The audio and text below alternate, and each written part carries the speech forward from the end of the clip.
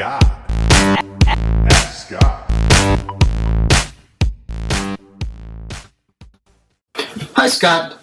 Thank you so much for doing the podcast.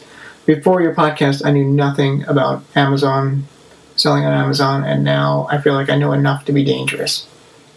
My question for you is, I've identified a product that I'm thinking about selling, and I'm looking at bundling the product with bonuses in order to add more value and make it different from the other listers on Amazon. So there are two things I'm thinking about adding. One is actually a physical product. So you buy the main product and you get this additional product. It's a totally different product, but it's complementary to the main product. And I'm wondering, what do you do with the actual shipping of that? How do you package that? Do you just scotch tape the two products together?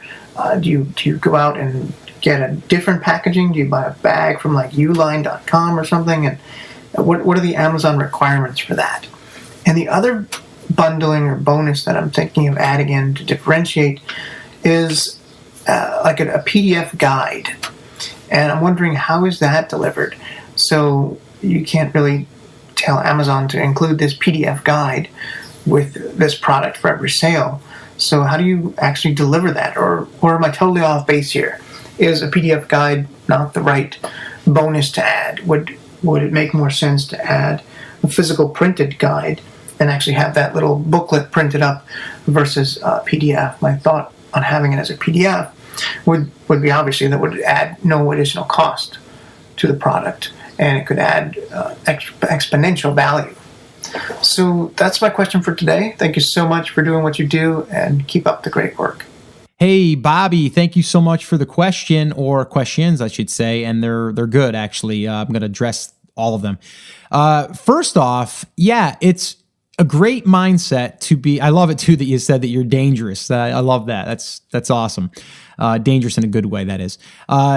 Yeah, I mean, to bundle is really, really, I think, a way to differentiate yourself. And it's a way for you to find two products that complement each other that people are already buying individually, and then packaging those two together and then creating your own. Preferably, both are private labeled too, so you could sell them individually if you wanted to. The challenge here is, if you're finding two different products from two different suppliers, it's going to be hard to join them together without you actually having to handle them.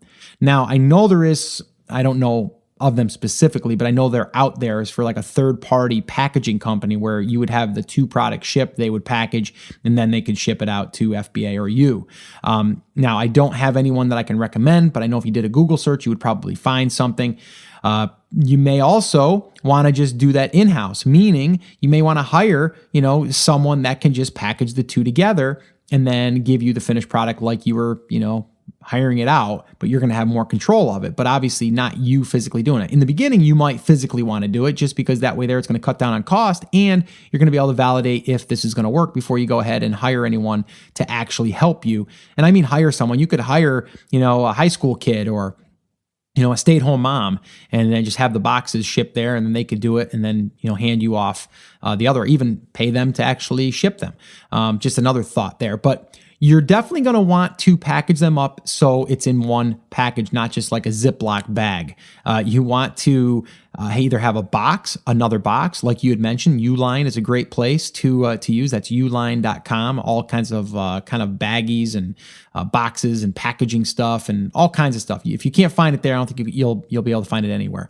But yeah, and then just get a custom box done there. Maybe not with a graphic. They won't maybe do a graphic, but then you could have like a custom logo printed on one of maybe like a label of some kind, that you can have done at like Vistaprint or something, or another printing place, and then you could include inside of there some type of insert. It could be a guide of some kind that's printed.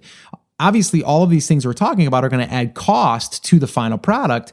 And that's why you really need to figure out all of the parts that you're going to have that are going to make this package complete.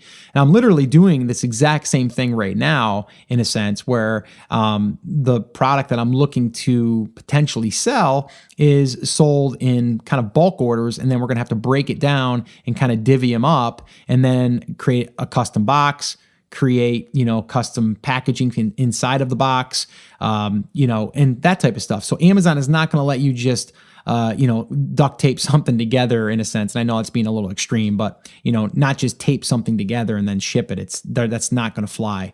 So you're definitely going to need some custom packaging in that. Now, talking about adding value by adding an ebook or some type of guide, I think it's a great idea. And I currently do that. And the way that you deliver that is you can do it one of two ways.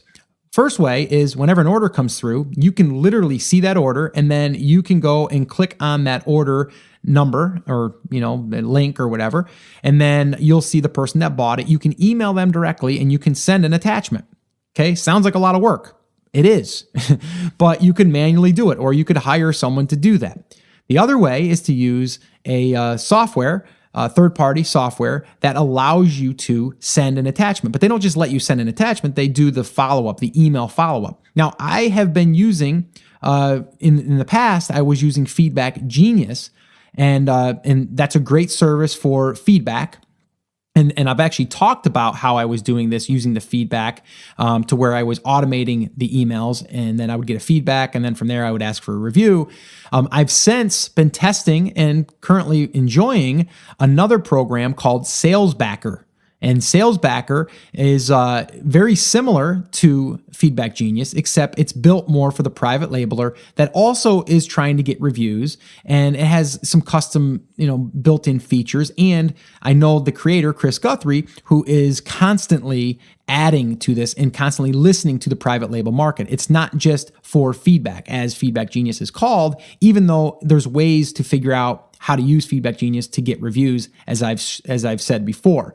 But I've been using that one currently, SalesBacker, and it's working really, really well. And I'll be updating as we move forward here as I'm using that. But either one of those will work for delivering a PDF as well. Okay, so any one of those will work. Now, what you also could do, like you had mentioned, is actually have a printed one done. If you had a printed one done, it's going to be more perceived value, and a lot of people aren't going to see that, or they're going to see that. They're not going to be able to offer that, or they're not going to want to, because like you said, it costs more. The other cool thing you could do if you had a printed guide, a nice front cover, and it was, a smaller guide, doesn't have to be huge, but nice, you could have that positioned near the product picture in your first image. And then this, again, will give it an appearance as it comes with more. And I think the perceived value a lot of times has a lot to do with selling. So I would take all of that I just said and kind of like distill it down, and I would just do what you can do in the beginning. If it's too much to print the book in the beginning, offer it as a PDF, and then when you can, add the printed one, and then you can then include both. You can include both when you do that.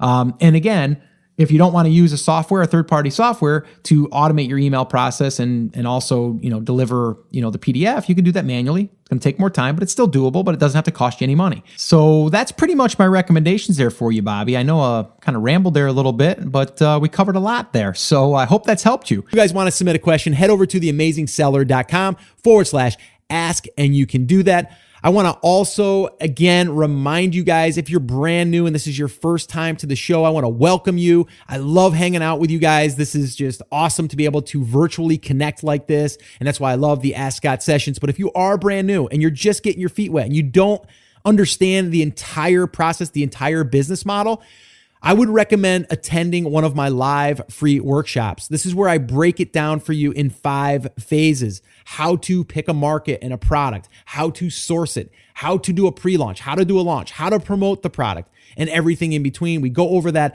on a workshop, and we go through every single thing. We also do live Q&A. So if you want to attend one of them, I would love to invite you to the next one, and you can register for the next one by heading over to theamazingseller.com/workshop, and you can register there for an upcoming workshop.